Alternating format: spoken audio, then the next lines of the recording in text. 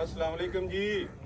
लो जी अम्मारां दे नाल वादा करके गए हाँ अज तो कोई 4-5 दिन पहला कि तुहाडी छत दा बंदोबस्त इंशाअल्लाह लाजमी करांगे। तुसीं वेख सकते हो कि इन्हां दे की हालात ने, क्योंकि हर कोई मर्द या औरत ਉਹਦੀ ख्वाहिश ਹੁੰਦੀ ਹੈ कम अज कम छत ਉਹਦੀ ਆਪਣੀ ਹੋਏ ਤੇ ਜਿਹਦੀ ਡਿੱਗ ਪਵੇ ਇਹ ਉਹਨੂੰ ਪਤਾ ਹੁੰਦਾ ਕਿ ਉਹਦੇ ਨਾਲ ਕੀ ਬੀਤਦੀ ਪਈ ਹੈ।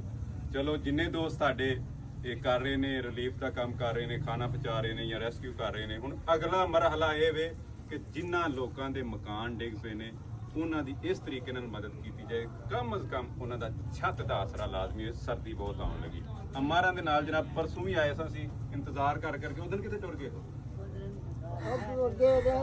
ਮੈਂ ਅੱਗੇ ਯਾਰ ਨਾ ਅਸੀਂ ਫੇਰਾ ਅਸੀਂ ਤੁਹਾਡਾ ਘੰਟਾ ਇੰਤਜ਼ਾਰ ਕਰਕੇ ਗਏ ਆ, ਅੰਮਾ ਨਹੀਂ ਸਾਨੂੰ ਲੱਭੀ। ਤਾਂ ਕਿ ਹੁਣ ਅੰਮਾ ਨੂੰ ਜਦੋਂ ਪਤਾ ਲੱਗਣਾ ਰਾਤ ਅੰਮਾ ਨੇ ਸੌਣਾ ਨਹੀਂ, ਪਤਾ ਨਹੀਂ ਦੁਬਾਰਾ ਆਉਣਾ ਨੇ ਕਿ ਨਹੀਂ ਆਉਣਾ, ਲੇਕਿਨ ਅਸੀਂ ਆ ਗਏ। ਇਹ ਜੀ ਸਾਡੇ ਵੱਲੋਂ ਛੋਟਾ ਜਿਹਾ ਗਿਫਟ ਤੇ ਉਹ ਮਹਿਰ ਜੀ ਆਪਣਾ ਆਂਦੇ ਹਨ ਕਿ ਇੱਥੇ ਕੋਈ ਮੌਲਵੀ ਸਾਹਿਬ ਨੇ ਉਹਨਾਂ ਦੀ ਜ਼ਿੰਮੇਵਾਰੀ ਹੈ ਕਿ ਇਹਨਾਂ ਨੂੰ ਕਰਕੇ